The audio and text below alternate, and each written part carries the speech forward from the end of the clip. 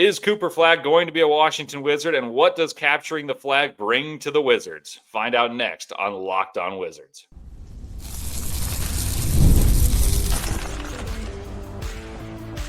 You are Locked On Wizards, your daily Washington Wizards podcast, part of the Locked On Podcast Network. Your team every day. Hello and welcome into Locked On Wizards, where myself and Abdullah Ayubi take care of you all restlessly waiting to hear about the NBA draft lottery and the potential newest Wizard, the man, the piece that you really want to take over, Cooper Flagg. And today you find the answer at 7 p.m. Eastern time if Cooper Flagg is going to be a Washington Wizard. I'm Leif Thulin, a credentialed NBA draft analyst, attendee of the last two NBA draft combines, host of Locked On NBA Big Board, and beside me is my man Abdullah Ayubi, a diehard Wizards fan, to provide hometown insights and passion for his beloved Wizards, and a familiar voice to all of you who listen every day to Locked On Wizards. Abdullah, I got to ask you before we get into a couple reads, what is the excitement level for the lottery? Because I've been at the combine a couple times, and a couple teams are paying a ton of attention, and other ones are going into it saying, "Oh, we're in the playoffs." You've been in the lottery a couple times in a row because the Wizards haven't been very good. Is the excitement more palpable this season?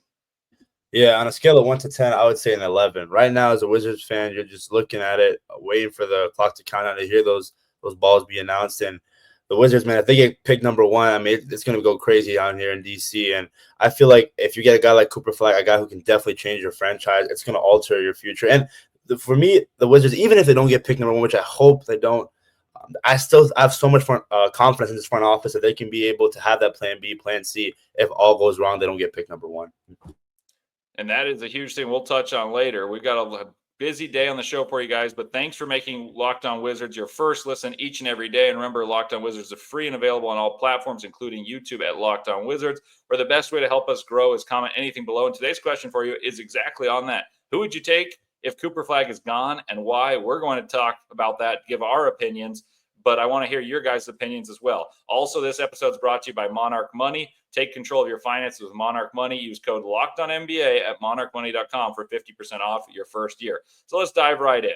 Abdullah, Cooper Flagg is the number one guy, and we're going to talk about him before we dive into the second segment of revisiting the past, the recent past of the Wizards, and then maybe a little further back where there's maybe less optimism about the front office and how they've done the lottery. And then at the end, we're going to discuss the draft odds and the math behind it. How likely is that guy to be an all-star? At what pick?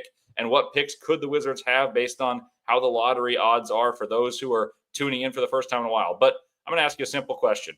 What does Cooper Flagg do for the Washington Wizards? A potential superstar would be President DC. I think you pair him up with Alex Sarr, with Bilal Coulibaly. Defensively, this team gets a lot better. And I get it. He's a young man, just turned 18 not too long ago, but he was the best player in college basketball before the season started, during the season, and even after the season. So you bring in a guy like him. You also have another first-round pick with the amount of young talent that we have here in D.C. I mean, again, top 3, top 5 young core in this league for sure. And a guy like Cooper Flagg, again, a lot of attention is going to come to more on D.C. when you bring in a perennial player like him. And I can't wait, and I think he's ready for it. I mean, I'm with you. So I watch college basketball. I do the NBA draft show, and Cooper Flagg's the guy that I feel like, aside from Victor Wembanyama, is the best prospect since Anthony Davis.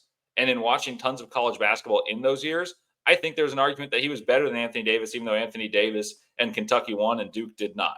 Because Cooper Flagg brings a versatility that is so coveted to the NBA. You look at what the NBA is now, and I know Nikola Jokic is the best player, at least I believe he is, and he's big and he's not particularly quick, but he creates mismatches. But the majority of the NBA and the best players are wings who are dynamic, switchable, can dribble and score, can switch on defense, can create for others. And Cooper Flagg, the knock on him was, oh, this guy's not a great scorer. He's not a refined shooter yet. Well, I mean, I'll blow those numbers out of the water for you, for Washington fans. You're listening to this and you say, oh, what are the concerns? Well, he was supposed to not be a great scorer. He was supposed to not be a great shooter. He's about 19 points per game. And, his shooting's not very good. It's ho-hum. Well, he shot nearly 39% from three, 84% from the free throw line. Those are numbers that if you're looking at a sharpshooter, you say, oh, those are super encouraging. Now, for a guy who's not known to be a shooter and does that on that efficiency for as good a team as Duke was, winning the Naismith player, joining the likes of Kevin Durant, Zion Williamson, and Anthony Davis, like that's how special a player this is. That's what the Wizards could be getting. And then the other part, I'm going to let you speak on.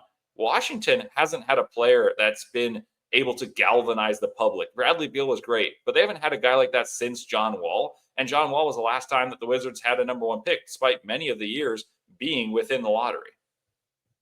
Yeah, no, definitely. I think a guy like John Wall had the city on its back, and if you're bringing a guy like Cooper Flagg, a guy who's played on the big stage, playing at Duke, one of the most prestigious college basketball programs in all of college basketball, and I think he's ready for it, like I mentioned. And with those stats, again, like I think with this potential to be a superstar, I think it's there, and I don't think it's too much pressure, because I think the guy he shines when the lights are the brightest. And for Cooper Flagg, and again, you pair him with Alex Sarr, the number 2 overall pick from last year, who just got better every single game.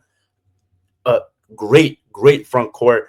And you get another guy in Jordan Poole, who's almost there as an all-star, borderline all-star. I think the Wizards will be so much more better next year. I think that goal of winning 25, 30 games is reasonable, and even potentially playing for a playing spot. I mean, the core of the Wizards is something that has struggled in years past. The new front office creates optimism. And I think, it's a no-brainer. If you get number one, it's Cooper Flagg. But as you said, with that new optimism from a more competent front office, there are other picks. But the reason that Cooper Flagg stands out so much to me as the guy and what the Wizards should be hoping for is his ability to process and improve. Cooper Flagg was 17 when the season started, and so much was made of that. Well, he scored 26 and 12 in 4 games against ranked competition as a 17-year-old. So how are you going to improve? Maybe the statistics don't, but as a basketball player, he was so much more effective and more comfortable and more able to process what the defenses were doing as the teams got better. Most players fizzle out after an excellent non-conference, and then their efficiency wanes. His got better. He became a better shooter. He averaged 9 rebounds and became a very good passer on a prolific Duke offense, while being probably the most disruptive player on the defensive side of the ball in the country. Brian Scalabrine compared him to a supercomputer, saying many pros, what differentiates them from being good to great or good to very good and very good to great is how quickly they process and how quickly they adapt. He said Cooper Flagg's the type of guy who, in working out with him, could work on a move and the very next day do it in a game. And very many pros are guys who take 8 months to incorporate that skill set. So Cooper Flagg's growth trajectory is something that is alarming in a good way. And I actually liken him a lot to what current Jason Tatum is. I think he comes out as a better passer and a better defender. Tatum was more polished scorer. But if you look at the shooting splits at Duke, they're both at Duke. Flagg was the better shooter. So that should encourage everyone in saying that this guy could be pretty quickly on a similar trajectory to that of Jason Tatum, who's been an all-NBA performer for the last 5 seasons in the NBA. Yeah, no, I think, again, you mentioned it. With those stats, it's hard to argue for a guy like him who, why can't he be great?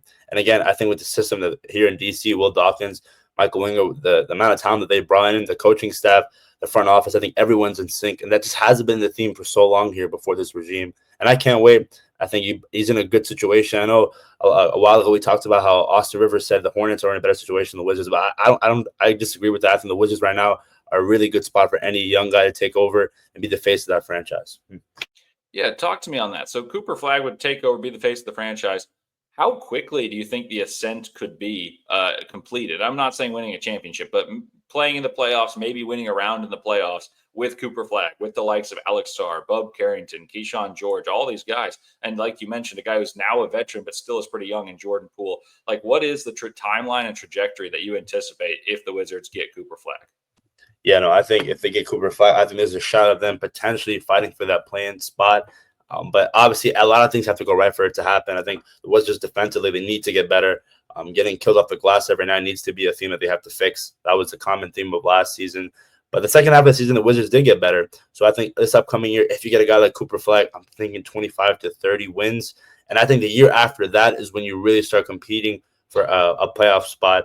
But again, it's the timeline. It's about the young guys. And for so long here in Washington, it was never about development. It was never about caring about the young guys. It was always trading for a mediocre veteran and thinking that it was going to make them somewhat different. When you had Bradley Beal, Kristaps Porzingis, Kyle Kuzma, the mid three. I don't know how it was a big three, but a lot of people like to call him that. So I think if you're a Wizards fan right now, it's the best time to be a Wizards fan, because even if you don't get picked number one Cooper Flagg, which I hope doesn't happen, there's still so much young talent in this draft class coming up. And when you pair them up with the talent that they have here already on the roster, it's just building a contender here in the future. Here's a question. How high in the Wizards celebratory scale is it if the Wizards land number one tonight? I think we're breaking the scale, Leif. I think if you're a Wizards fan, again, the last time you had the number one overall pick, you had John Wall, and that didn't turn out so bad. So getting Cooper Flagg, a guy like him, just being box office, and then hopefully the fans coming back in DC, and no more away fans taking over Capital One. I'm all in for it, man. I can't wait. Well, we got more talk on Cooper Flagg and the others who could be donning the Wizards threads coming up in just a moment.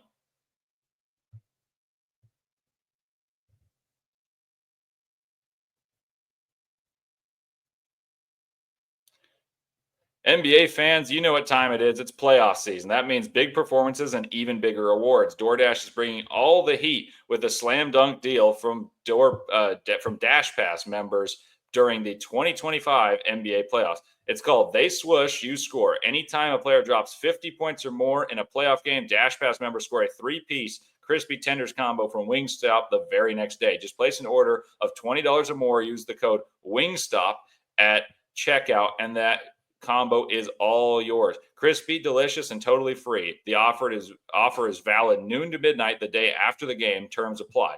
And imagine being rewarded with free food just because someone went off for 50. That's a no-brainer, slam dunk. And I wish that was around for when Donovan Mitchell and Jamal Murray traded 50 pieces numerous times in the bubble. Imagine snacking on all that Wingstop. Can't imagine. It's amazing. But it's the best time of the year, so they got the best deal for you. So here's the play. Sign up for Dash Pass to unlock this and more exclusive deals all season long when any player scores 50 or more in a playoff game.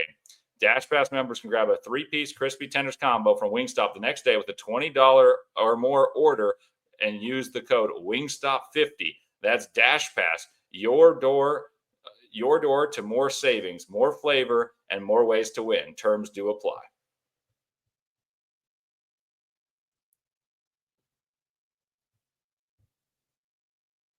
All righty, welcome back to Locked On Wizards. I'm Leif Thulin. I'm joined by Abdullah Ayubi, and it's a big day for NBA fans in general as the lottery happens tonight. But now, if the Wizards don't get Cooper Flagg, who else is there? That's the way to think about this. And it's not like a few years ago when it was end-all, be-all. You get Victor Wembanyama, and the fall-off is monumental, where no offense to Brandon Miller, but Wembanyama is probably a top 10 player in the NBA already, and Miller, top 70, so somewhere thereabouts.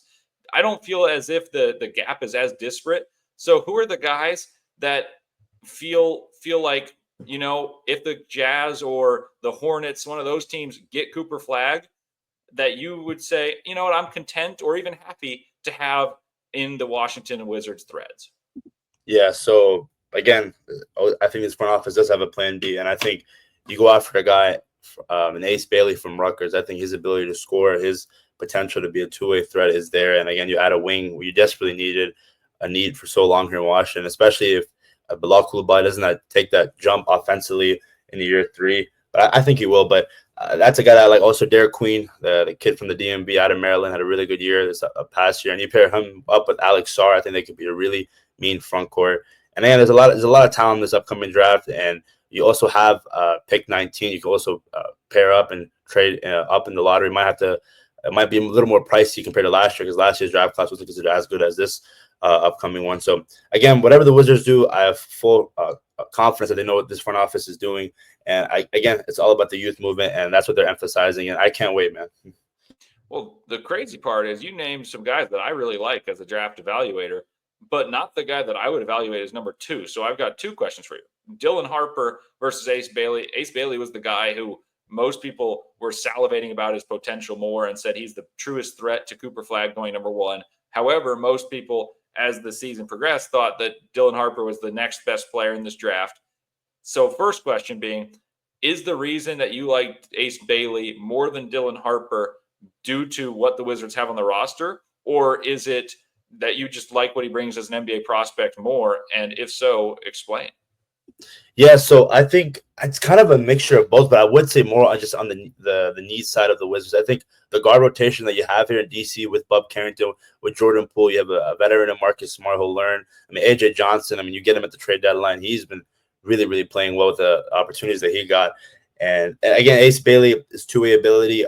Dylan Harper, don't get me wrong, he really, really, really good player, but I think offensively, I think the upside's a little more there. And I think it's really neck and neck again. And again, both those guys played at Rutgers. So I think if you're the Wizards, you want to go for need as well, because I think there's just so much talent at the guard position that you want to spread it around, spread the wealth. So I think adding a wing like Ace Bailey, I think will do just fine. And again, for the Wizards, it's all Plan B. I'm more of a fan of Derek Queen too. And even if you might trade back and see if there might be a guy that you want there as well. So whatever the Wizards do, again, I'm fine with it. And again, I'm really high on both Ace Bailey and Dylan Harper, but I just put the edge over with Bailey. So that's interesting. So I think if you're drafting in the top 5, which the Wizards have a very good chance of doing, the Wizards can fall no further than 6 and have a 52% chance of landing in the top 4. So likely drafting in the top 5. If you're drafting in the top 5, and especially in this year's class, where there's a lot of talent, I feel like you got to draft the best player available and have no feeling for need, because Bub Carrington, though I ranked him very well in my last year's big board, I'm a big fan of Bub Carrington. I don't think you can say that he's so good that you can rule out Dylan Harper. Dylan Harper, for those of you who don't know and are just tuning into draft coverage, he's a 6'6" guard, son of Ron Harper, who played with Jordan on the Bulls. 6'6" guard, smooth as silk, scores through the paint. He kind of reminds me of Cade Cunningham in the sense of he's slow-footed compared to some of these lightning fast guys, but he gets to the paint at will. He's knocks down 87th percentile spot-up shooter. However, his three-point percentage is only 33%, so make of that what you will. That just means he's dribbling a lot and creating, so his big swing skill will be how well he shoots off the dribble, as opposed to Ace Bailey, and Harper scored 19.4 points per game, as opposed to Ace Bailey, who's a 6'10" lengthy wing of the ilk of the Paul George, Brandon Miller's. If you get the high side, you get the Paul George, maybe even better because he's bigger. And if you get the lower side, you got a guy who can really shoot the ball, fill it up, and maybe be a secondary rim protector as the swing skill there. I think the higher ceiling might be Bailey, but the better player on the same team to me was Harper. So is the feeling on Bailey that he could be something that's so rare and so coveted in the NBA more so than that of Dylan Harper for you? Yeah, no, definitely. And again, I agree with that take. For you want to draft best player available, I think so. But I just think for me, I've been high on Bailey for a while now, that I still give him that edge over Harper. And I think with his size, I think it just means a lot, especially in today's NBA. And if you pair him up with a guy like Alex Saw, with a guy like Bilal Coulibaly, who's already there defensively, this team will just get better. And I think the defense has just been the theme that I wanted to see get better for so long here in DC, because for the past couple of years, D really hasn't been here in DC. So I think if you're the Wizards, you want to get a guy who offensively is going to be there for sure, but also be there defensively as well. I agree with you. And so I think the question will be, is a player who's about 6'5", 6'6", like Dylan Harper, is there a way that his ceiling exceeds that of Ace Bailey in a league where wings are so dynamic and so coveted? Because I think Ace Bailey's ceiling is still higher. I think at the beginning of the process, I said his ceiling, if he hits his 1,000th percentile outcome, he could be the Tracy McGrady, whereas Cooper Flagg's may not be as high. I quickly changed my tune. I think Cooper Flagg's the best player in this class, bar none, and I don't think there's really an outcome that changes it. But many evaluators are not unlike yourself, saying that Cooper Flagg is the best player, but the guy with the most potential is still Ace Bailey, because he's got kind of an untapped physical body. He's very lengthy. He's not fully defined muscular wise, and he shoots difficult shots. So the question is, can he get those good shots? And at Rutgers, he still scored effectively, still shot pretty well without that. So you mentioned Derek Queen as well. The Wizards do have a lot of options. Is there a path that you think is the best for the Wizards in terms of roster construction? Because you said it as well, best player available, and we differ on who we think is better between the two, which is totally normal. Is there a player that you think is the best for the Wizards roster construction, having what they have already? Yeah, I think, again, going with back to, if you don't get Cooper Flagg, you want to, I think, a wing. I think that's the guy there. And whatever wing they get, I think that's what I want them to emphasize on.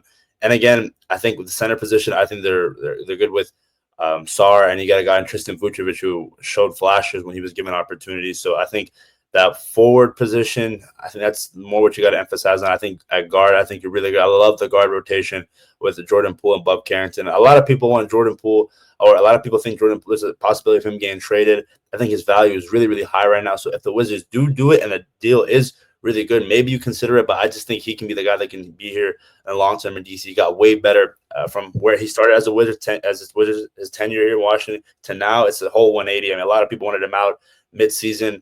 But when he went to that six-man role, he really got better this past offseason, limiting turnovers, being a good role model. And especially it's hard for a team that's not going to the playoffs, a young team. There's going to be a lot of mistakes. So, again, I think forward is the key key position that I think the Wizards to emphasize on.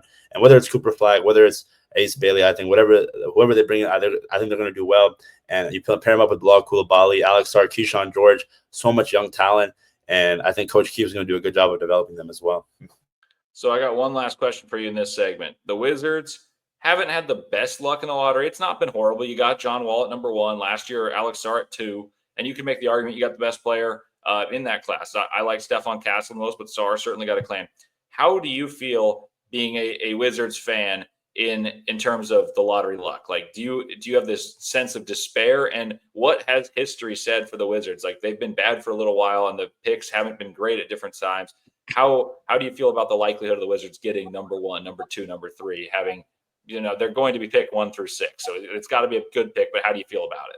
Yeah, not too long ago, it's funny because not too long ago the Wizards were 1 number away from getting Victor Wembanyama, which when I saw that report, I was on my knees, and I'm pretty sure I think there was a chance of also getting Zion Williamson that year. But I think obviously get John Wall. You got Bradley Beal, top 5 pick. So again, I don't know, man. For the Wizards before the Will Dawkins era, it was always getting the 7th, 8th, 9th pick because you were barely not making the playoffs and you get booted out in the first round. But I think now you have a really good shot, and I think I don't know, man. Adam Silver, I think I'm really crossing my fingers that he really wants to give DC. These Wizards fans, a guy that they can definitely say is a franchise cornerstone player in Cooper Flagg. And I think a luck is going to be on the Wizards side. And I know history really hasn't showed why it should be. But again, there's always a day where your luck might change. Well, speaking of history and fortune, we're going to talk about that next. What does the history say about what pick you get? And how does that relate to the Wizards? Coming your way next.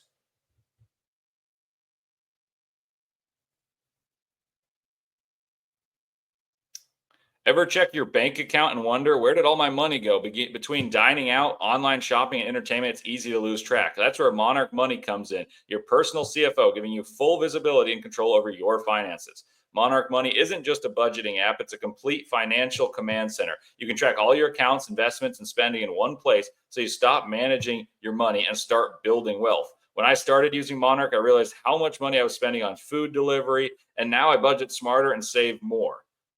Instead of juggling multiple apps, you can use simply Monarch Money to check your finances, track spending, and even plan long-term goals. It's all encompassing and wonderful. So take control of your finances with Monarch Money. Use code LOCKEDONNBA at monarchmoney.com for 50% off your first year. That's monarchmoney.com and code LOCKEDONNBA for half off your first year.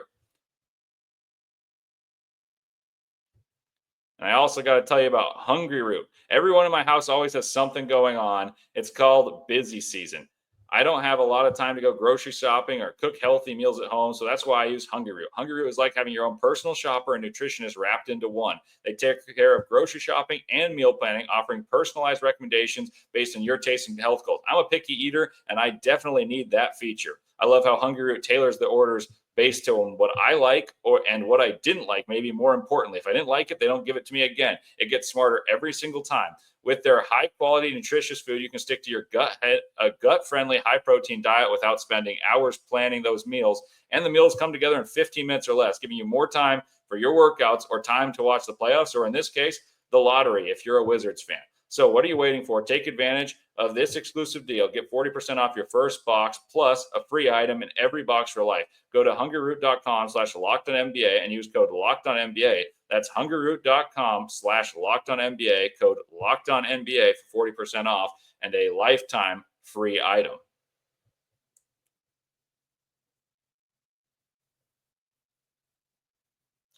All righty, welcome back to Locked On Wizards. I'm Leif Thulin. I'm joined by Abdullah Ayubi, and it's the lottery. You can't tell me what's going to happen because no one knows. The Wizards do have a 14% chance of drafting at number 1, and that's a great chance. But what does chance tell you about the history? Because some teams have been bad for a while and have not gotten good picks. But I'll tell you this, even the teams that seem to be hosed the most, because you can drop 4 spots. The Wizards can fall from 2 to 6. The Jazz can fall from 1 to 5. The Hornets can fall from 3 to 7. The team that seems to be hosed the most was the Pistons. But what they did do is they gave themselves enough chances at it, got themselves Cade Cunningham's going to be an all-NBA player, got Ron Holland, Jalen Duren throughout all these different picks. There's going to be hits and misses. They were the worst team in the NBA the year Victor Wembanyama came, and they didn't get him. The Wizards have given themselves cracks at the bat. So is it time that they find another guy just like they did John Wall, just like they did it with Bradley Beal? Here's the numbers, Abdullah. These are going to be staggering. I didn't show these to you beforehand, but I told you I was going to find them. There's a 30-year study from 1989 to 2019. So that's 30 picks. And in those the first overall pick became an all-star 63% of the time. The second overall pick, which is what the Wizards technically have the most likelihood of becoming, 40% of those picks have been an all-star. And that's just a single all-star nomination. Obviously, many of them have been more so. Third pick, 57%. That's 17 of 30 have become all-stars. You get to the fourth pick, it's 33%. You get to the fifth pick, it's 30%. You get to pick 6, which is the lowest the Wizards can get, that's 20%. It's a drastic drop-off. So this is why giving cracks to the bat, being bad enough, and like you mentioned, this is the reason I wanted to talk about this. You mentioned that there's optimism about this front office in their very first sentence today. And there's been enough picks where you had Johnny Davis, you had Denny Avdia, who's now turning into a pretty solid player. But you had players that have been picked 9th. This year, the lowest you can go is 6. And I just read you the stats. If you can end up top 4, like a 52% chance that the Wizards have, there should be optimism because the numbers support it. How do you feel about those numbers as a Wizards fan? No, definitely. It does give me a lot of confidence that you are getting a top 6 pick. But I think what also at the end of the day matters is getting that guy, no matter what, whether it's from pick 1 to 60 in the NBA draft. You got to hit on every single one. And I get it, there's more pressure when you're that top 5, top 3 range. But for the Wizards, you got to get this right because, again, you never know when you'll have the opportunity to be in a top 3, top 5 scenario. And if you draft a guy who isn't the guy that pans out to what you think he will be, it's going to set your franchise back. So I think, like I mentioned, whatever this Wizards front office decides to do, I think they know what they're doing. And I think it is going to be Cooper Flagg. At the end of the day, Adam Silver is going to be shining some light towards DC, and the Wizards will begin the number overall pick, and we'll be celebrating here. It's very possible, and this will provide some optimism for Wizards fans as well as Jazz fans and Hornets fans. So those are the 3 worst teams in the NBA. In 2020, the team that landed the number 1 pick, it was Minnesota. They took Anthony Edwards. He's obviously a transcendent talent who's taken his team far. The worst record belonged to the Warriors. They picked number 2. So, that they flip-flopped there. The top 3 team picked number 1. In 2021, the Rockets had the worst record. They picked 2nd, and the Pistons picked 1st. That was Cade Cunningham. They were the 2nd worst team. So that would obviously work in favor of the Wizards this year if it were to follow history. In 2022, the worst record belonged to the Rockets. They picked 3rd. So you get the worst record, your top 3. The Magic won the lottery. It's the 2nd worst team. That's following the Wizards. They'd like that. Now you look at the last couple of years, the Pistons had the worst record, each of them. They both drafted 5th. That's the worst possible outcome because you can only fall so far. The Spurs had the 3rd best odds. They've drafted 3rd worst record. They drafted number 1, getting Wembanyama. And then the Hawks came out of nowhere from 10th spot and got it. So, but you look at that, and the team drafting 2 has drafted, or 1 and 2 have drafted, other than the last 2 years, 1 and 2 respectively. And then they had 3 creep in there. So the Wizards, Jazz, and the Hornets have to be feeling very good. Obviously, there's a 48% chance the Jazz draft at 5, but they have to feel good. The Wizards have to be in a very safe mind space because you're getting one of these guys we talked about that has transcendent talent. So let me ask you this question. You 63% of number 1s have been all-stars, but you want an all-NBA guy. You want a franchise-altering talent. It's the way that I like to describe it when I do NBA draft work. How many are there in this draft that you feel like the Wizards could draft 1 through what and find a guy who can change the outcome and the trajectory of the Washington Wizards franchise? It's a really good question, Leif. For me, again, Bailey, Harper, I think definitely could be a franchise-changing cornerstone player. I don't want to say Derek Queen just yet because, again, I think there are those guys like those three, the top three, Cooper Flagg, Derek Queen, Dylan Harper. I think they're in their own tier. I think 1 through 3 is. I think that's the highest chance of getting a guy that could definitely be all NBA, all star, franchise changing player. But don't get me wrong. I think top 10, top 15 are really guys that can contribute, whether it's year one or years down the line. And I can't wait, man. I really can't wait because, again, whatever this Wizards front office decides to do, it's just a young guy that's already getting added to a team that's so much young talent, and there's going to be more talent for years to come because, again, you did that trade with Phoenix, give them Bradley Beal, you got so many pick swaps. So I think just adding more young talent to this team, whether it's from pick 1 to pick 6, I think they're going to make an impact no matter where they are on the roster. And scouting's getting better. You just need cracks at the bat is what history would tell you. The Wizards are following a archetype, a pathway that the Pistons set. The Pistons had been bad forever. They have Cade Cunningham. They got a top 10, top 15 player, and now look at them in the playoffs. They fought valiantly. You look at the Timberwolves, and this is in this model. They were the third worst team and got number 1, Anthony Edwards, and look at them now. You look at a lot of these teams, and you just need cracks at the bat. And another team that's similar to the Utah Jazz, they've had the 9th pick and the 10th pick the last 2 years. Taylor Hendricks and Cody Williams. History, they haven't been great so far. The results haven't been good. The Jazz put themselves in a position to have Cooper Flagg. The Wizards are similar in that boat. They gave themselves a chance last year. They got Alex Sarr, who many had number 1 on their board. This year, giving themselves a chance again. So, Wizards fans, I ask you a lot of questions in this, and I want to hear you guys in the comments to tell us who you feel like has the ability to change your franchise outside of Cooper Flagg. And I think there's more this year that can do so, and the history has supported that. That number 1, the best rookie this year was number 4 pick according to most, in Stephon Castle. And then a couple of years ago, it was the number 4 pick with Scotty Barnes, who won MVP. But yet there's guys like Cade Cunningham in that class, Evan Mobley, who are spearheading teams that could be destined to play in the finals. So the talent is getting better, the scouts are getting better, and the Wizards are in a very good spot. Abdullah, give me your prediction. What's the top 3 looking like for your Wizards, and who else is picking in that top? I think, man, I just, as much as I don't want to be biased, I really think the Wizards will be winning the lottery just because I think I feel like Adam Silver's going to favor DC, man. It's been a while, but I think he will. And the franchise will finally get the number 1 overall pick like they got with John Wall. So I think the Wizards will get 1. I think the Jazz, will land at 2. And then at 3, I'm thinking Charlotte. All right, so you got the top 3 teams. Are the top 3 teams just the order's flipped a tiny bit? Well, time will tell. No one will know. And if Abdullah's right, we'll certainly revisit on tomorrow's show. It's been a pleasure having you guys join us on Locked On Wizards, and I want to remind you guys, thank you for making Locked On Wizards your first listen today. And for your second listen, check out Locked On NBA Game Night. Every game, every night until an NBA champion is crowned. So get local analysis on a national scale. Find NBA Game Night on Locked On NBA on YouTube or wherever you listen to your podcast. And thank you guys for listening to Abdullah and I on Locked On Wizards. And we look forward to breaking down the results of the NBA lottery. And good luck to the Wizards and all the teams in the NBA lottery happening tonight.